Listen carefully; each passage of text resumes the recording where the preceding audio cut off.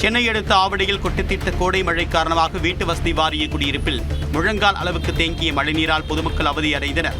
ஆவடி, திருமுல்லைவாயில், பட்டாபிராம் சுற்றுவட்டார பகுதிகளில் கருமேகம் சூழ்ந்து இடி மின்னலுடன் கூடிய கனமழை வெளுத்து வாங்கியதால் தாழ்வான இடங்களில் மழைநீர் தேங்கியது. குறிப்பாக ஆவடி வீட்டு வசதி வாரிய குடியிருப்பு பகுதியில் மழை நீரானது முழங்கால் அளவுக்கு தேங்கி நின்றது.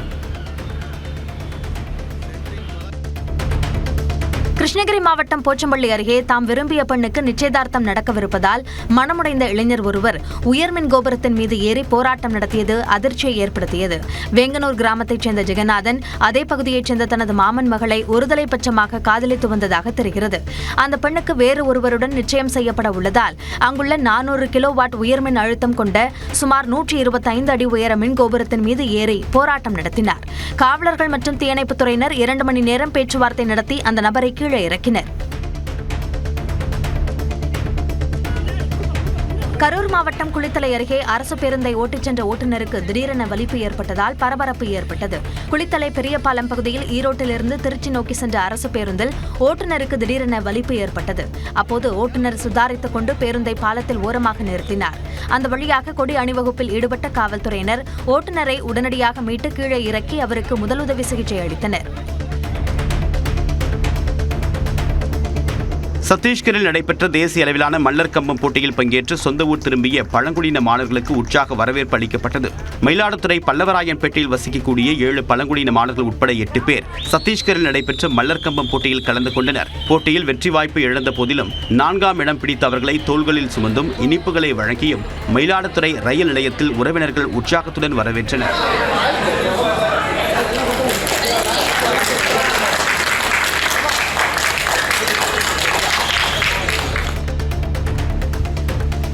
சென்னையை அடுத்த பூந்தமல்லி நகராட்சி குப்பை கிடங்கில் நள்ளிரவில் ஏற்பட்ட தீ விபத்தால் பரபரப்பு ஏற்பட்டது.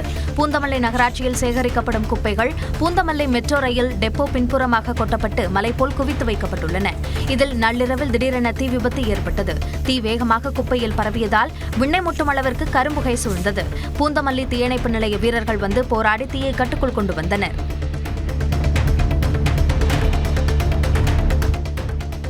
கலைஞர் மகளிர் உரிமைத் தொகை கோரி கிருஷ்ணகிரியைச் சேர்ந்த 8 பெண்கள் தாக்கல் செய்த மனு மீதான விசாரணையை சென்னை உயர்நீதிமன்றம் ஒத்திவைத்துள்ளது. தகுதியிருந்தும் தங்களுக்கு உதவித்தொகை வழங்கப்படவில்லை என்று அவர்கள் முறையிட்ட நிலையில் மனுதாரர்களின் கோரிக்கை மே 4ஆம் தேதிக்கு பிறகு பரிசீலிக்கப்படும் என்று நீதிமன்றத்தில் தமிழ்நாடு அரசு தரப்பில் உறுதியளிக்கப்பட்டது. இதனை ஏற்றுக்கொண்ட நீதிபதி வழக்கின் விசாரணையை 8 வாரங்களுக்கு ஒத்திவைத்தார்.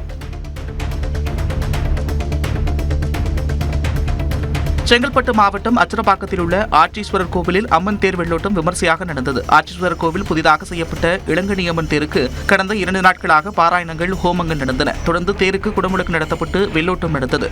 பக்தர்கள் பக்தி பரவசத்துடன் தேரை வடம் பிடித்து இழுத்தனர். ஈரோடு மாவட்டம் சத்தியமங்கலத்தில் மதிமுகவைச் சேர்ந்த 50க்கும் மேற்பட்டோர் அதிமுகவில் இணைத்தனர். சத்தியமங்கலத்தில் சுமார் 20 ஆண்டுகளுக்கும் மேலாக மதிமுகவில் இருந்த கட்சியினர் அதிருப்தி ஏற்பட்டு மாவட்ட துணை செயலாளர் தீபாமூர்த்தி மற்றும் மாவட்ட பொறுப்பாளர் ராஜேஷ் தலைமையில் சட்டமன்ற உறுப்பினர் பன்னாரி முன்னிலையில் அதிமுகவில் இணைந்தனர். மதிமுகவிலிருந்து அதிமுகவில் இணைந்த நபர்களுக்கு சால்வை அணிவித்து பவானிசாகர் சட்டமன்ற உறுப்பினர் பன்னாரி வரவேற்றார். கோவை தெற்கு தொகுதி திமுக வேட்பாளர் செந்தில் பாலாஜி தன்னுடைய வேட்புமனுவை தாக்கல் செய்தார். தனது பெயரில் எத்தனை வேட்பாளர்கள் நிறுத்தப்பட்டாலும் கவலை இல்லை என்றும் தெரிவித்தார். ஒரு பேரில் 10 பேர் இல்லை 100 பேர் வந்தால் கூட சின்னம் எது, யார் வேட்பாளர் என்பது மக்களுக்கு நன்றாக தெரியும். அதனால் ஒரு 100 பேர் கூட போடட்டும், தப்பு. நாங்கள் அதை பற்றி வருத்தப்படலை. வரட்டும், களத்துக்கு வரட்டும், அவங்களும் வாக்களை சேகரிக்கட்டும், தேர்தல் களத்தில் பார்ப்போம்.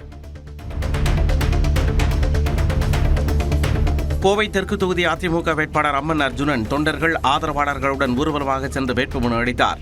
கன்னியாகுமரி மாவட்டம் பத்மநாபபுரம் தொகுதி பாஜக வேட்பாளர் ப. ரமேஷ் வேட்புமனு தாக்கல் செய்தார். இதேபோன்று குடச்சல் சட்டமன்ற தொகுதி பாஜக வேட்பாளராக சிவக்குமார் குருநந்தன்கோடு ஊராட்சி ஒன்றிய அலுவலகத்தில் தனது வேட்புமனுவை தாக்கல் செய்துள்ளார்.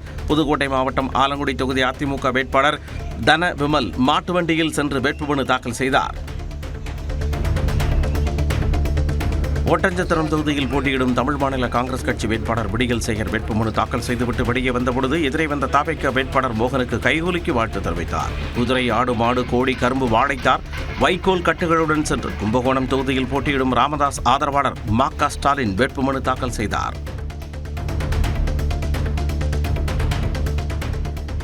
தருமபுரி பாமக வேட்பாளர் சௌமியா அன்புமணி தனக்கு 17 கோடியே 15 லட்சம் ரூபாய் மதிப்பிலான அசையும் சொத்துக்கள் இருப்பதாக வேட்புமனுவுடன் தாக்கல் செய்த பிரமாண பத்திரத்தில் தெரிவித்துள்ளார்.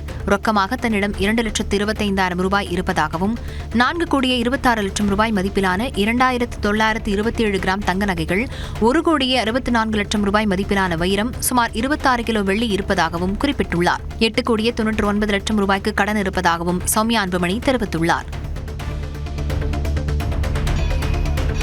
சேலம் தெற்கு தொகுதியில் தாவேக தலைவர் விஜய் உருவம் பொறித்த முகமூடி அணிந்த ஆயிரக்கணக்கான தொண்டர்களுடன் அந்த கட்சியின் வேட்பாளர் தமிழ் பார்த்திபன் ஊர்வலமாக வந்து வேட்புமனு தாக்கல் செய்தார்.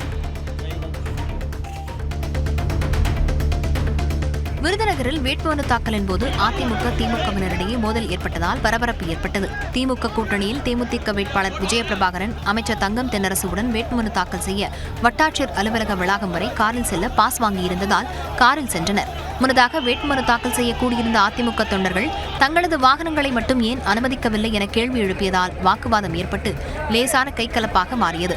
இதையடுத்து அமைச்சர் தங்கம் தென்னரசு காரில் இருந்து இறங்கி நடந்தபடியே விஜயபிரபாகரனுடன் சென்றார்.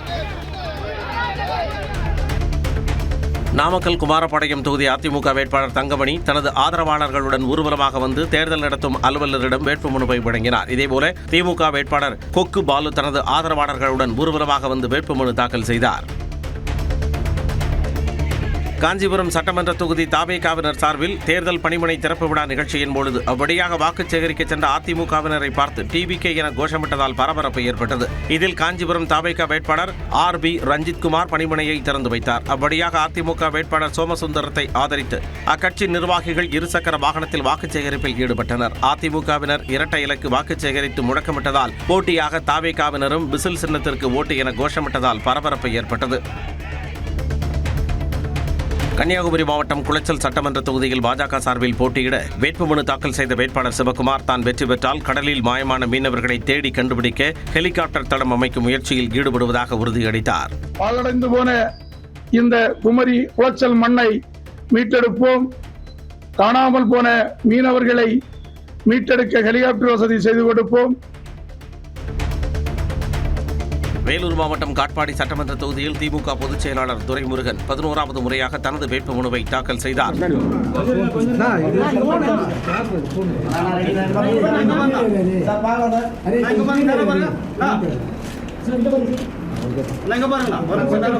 பின்னர் செய்தியாளர்களிடம் பேசிய அவர் துரைமுருகனால் நடக்க முடியாது என விமர்சித்த எடப்பாடி பழனிசாமிக்கு தன்னுடனான நடை போட்டிக்கு தயாரா என தனது பாணியில் சவால் விடுத்தார்.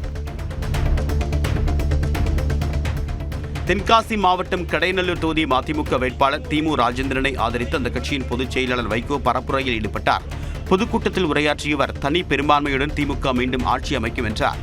விக்கிரவாண்டி தொகுதி திமுக வேட்பாளர் அன்னியூர் சிவாவை ஆதரித்து முன்னாள் அமைச்சர் பொன்முடி வாக்கு சேகரித்தார்.